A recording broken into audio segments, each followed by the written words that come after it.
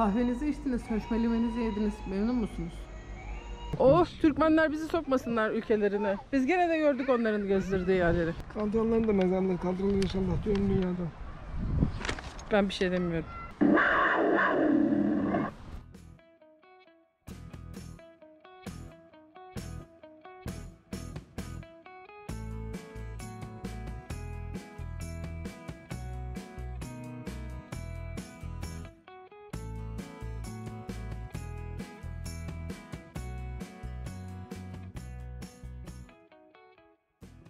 Hani bir atasözümüz var ya, gez dünyayı gör Konya'yı diye. Evet, hakikaten öyleymiş. Bence dünyayı gezmeye gerek yok. Konya'yı görsen yeter çünkü bak, dünyanın bütün değişik şeyleri burada var zaten. Hepsini yapmışlar burada teker teker. Neredeyiz? 80 binde Devralem Parkı'ndayız. Sen Binde Devralem Parkı'na geldik. Bin ne alma günü bilmiyorum. Sultan Sencer Türbesi. Oh, Türkmenler bizi sokmasınlar ülkelerine. Biz gene de gördük onların gezdirdiği yerleri. Biliyorsunuz Türkmenistan'a girmek için vize almak neredeyse imkansız gibi bir şey. Ama biz görebiliyoruz her yeri. Evet, burası Mostar Köprüsü. Mostar Köprüsü. Bosna Hersek. Konya'nın gidemediğimiz her yerini burada görebiliyoruz. Konya Karatay Medresesi'ne de gitmemiştik.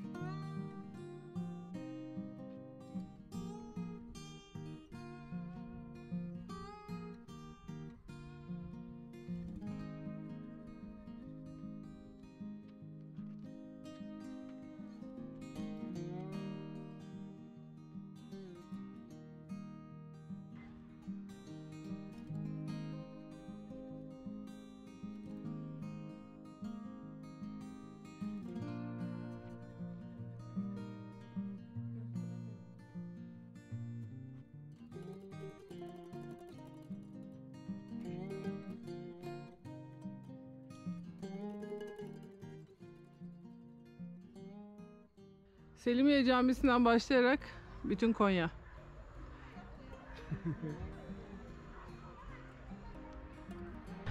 Buralar İstanbul. İstanbul Boğazı'nda dolaşıyoruz şu anda. Aşağıda bir tane de gemi var. Aa, Costco'nun gemisi. Amerika'ya mal götürüyor galiba. İdiv Kasrı, Anadolu Hisarı. Küçük Su Kasrı harika görünüyor. İşlemeleriyle, nakışlarıyla. Burada ne var dedin?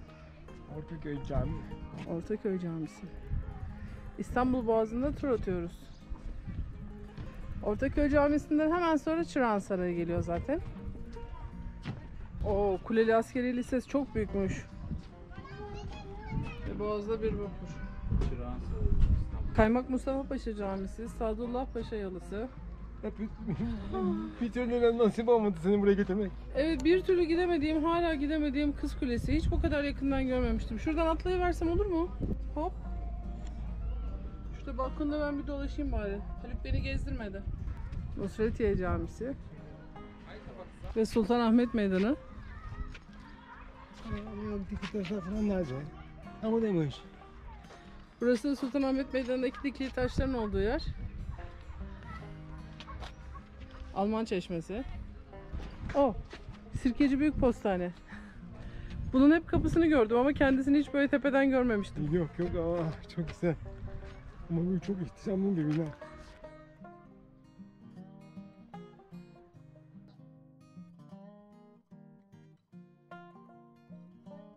Edirne Selimiye Camisi. Duvarlarının önünde yattığımız cami. Manisa Muradiye Camisi. Yakutiye Medresesi. Buraya da gitmiştik. Kırşehir Cacabey Medresesi. Kırşehir'e gitmedik. Dolayısıyla bunu da görmemiştik. Bu medreseyle ilgili çok ilginç bir şey var. Burası aynı zamanda rasathane olarak kullanılıyormuş. Ve köşelerdeki direklere bakarsanız her biri ayrı şekilde ama birer rokete benziyorlar.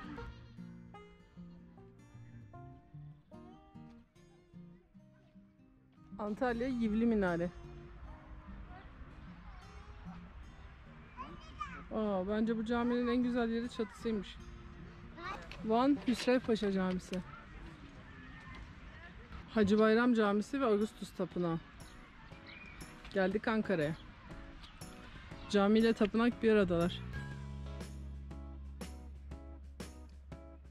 Ankara Devlet Konuk Evi.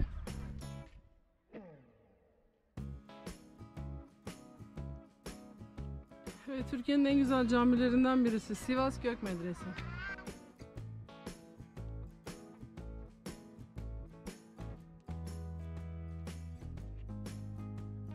Ve işte göremediğimiz bir yer daha. Amasya'nın Yalıboya evleri.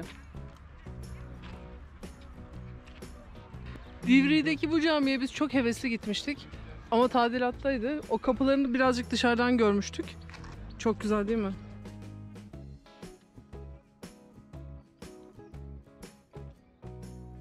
Erzurum Üç Gümbetler. Semerkant Şerdor Medresesi.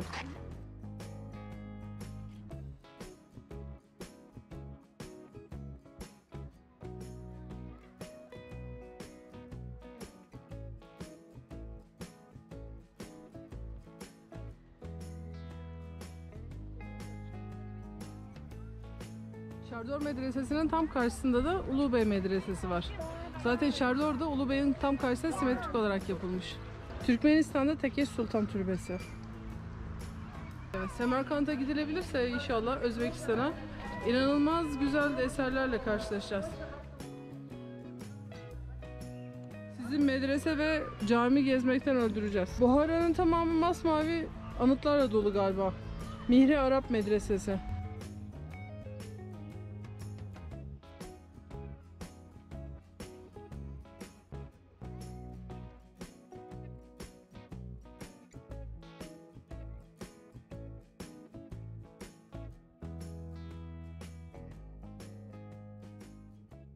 Çanakkale Şehitler Anıtı.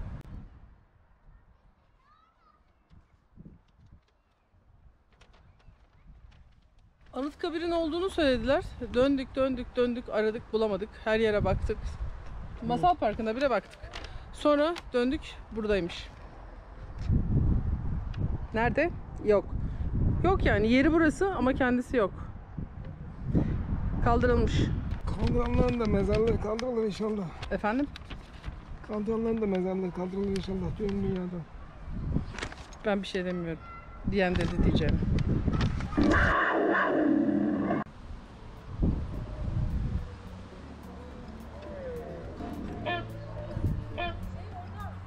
Pterozaur.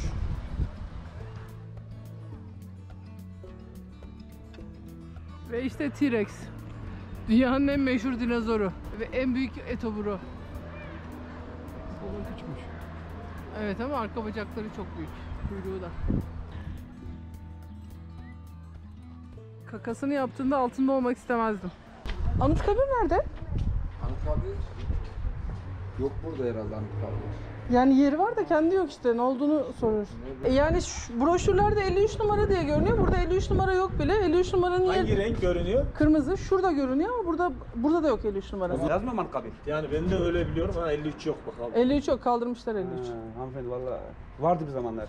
Bir zamanlar varmış işte. Çalışanların bile haberi yok. Anıtkabir kaldırılmış. Yok. Gitmiş. Nereye gittiğini de bilmiyorlar. Şöyle baktığımız zaman 53 numara Anıtkabir görünüyor. Şurada. 53 numaranın yeri şurada. Görüyorsunuz. 52 numara. 52'nin yanında. Ama normal giriş haritasında 53 yok edilmiş. Burada da 53 yok edilmiş. Demek ki Anıtkabir birilerine batmış. Bakımda falan değil. Biz Konya'yı çok sevmiştik. Son anda bizim bir gol attı. Anıtkabir 80 binde devralen farkında bir tek Anıtkabir kaldırılmış. Çok ilginçtir.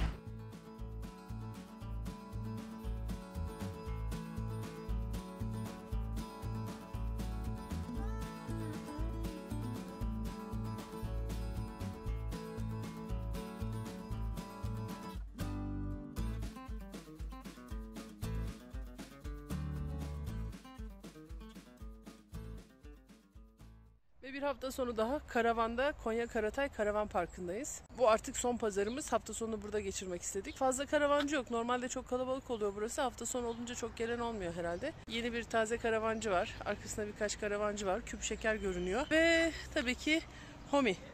Ama Homi'de hafta sonu yalnızlığını bulan Haluk'ta yine bir hareketler var.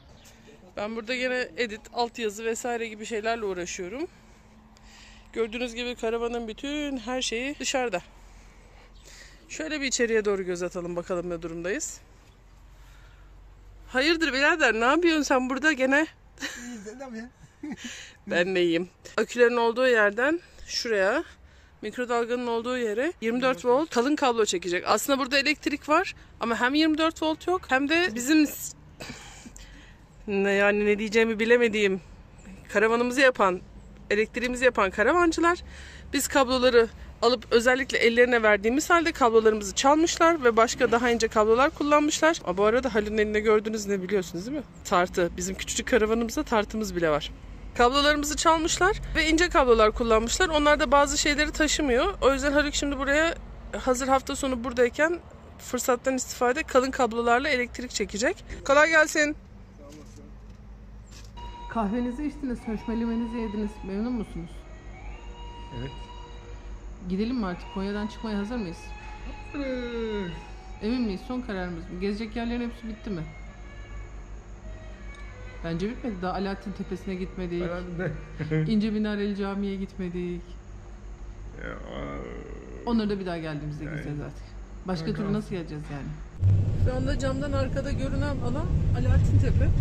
Konya çok düz bir alan. Düz bir alan olduğu için Alaaddin Keykubat o zamanlar çevre illerden vergi yerine demiş ki bana toprak getirin vergi olarak. Herkes çuval çuval toprak getirmiş ve buraya yığmışlar ve Konya'nın ortasına bir tane tepe yapılmış. O da Damlaya göl olur, çuval çuval tepe olur. Tepe olmuş. O da bunun üstüne bir tane saray yaptırmış. Cami yaptırmış. Yaptırmış yani, var bir şeyler. Alaaddin Tepe'nin zaten civarı tarihi eserlerle dolu. Buna da gelmemiştik biz, nedir bilmiyorum. İnce Minare mi? Ha, Sırçalım Medresi burası. Yok, İnce Minare Müzesi burası. İnce Minare'yi gezmek istiyorduk. Zaman olmadı ama çok kaldık. Yani yeter bu kadar Konya'da kalmak. Bence bir daha geliriz. Yani kısacası Konya'ya hakkını vererek gezmek istiyorsanız öyle 10 gün falan yetmiyor. Bir ay falan kalmak lazım burada ama her detayı, her tarihi binayı görmek istiyorsanız şöyle yüzeysel gezecekseniz 3 gün. Bizim gibi birazcık daha fazla gezecekseniz 10 gün. Ama dediğim gibi daha da çok gezmek için çok. İşte Alaaddin Tepe'yi şöyle bir gösterelim size. Diyorlar ki Konya'ya gelen yarı hacı olurmuş. Biz de Alaaddin Tepe'yi tavaf ediyoruz. Yarı hacı olalım diye.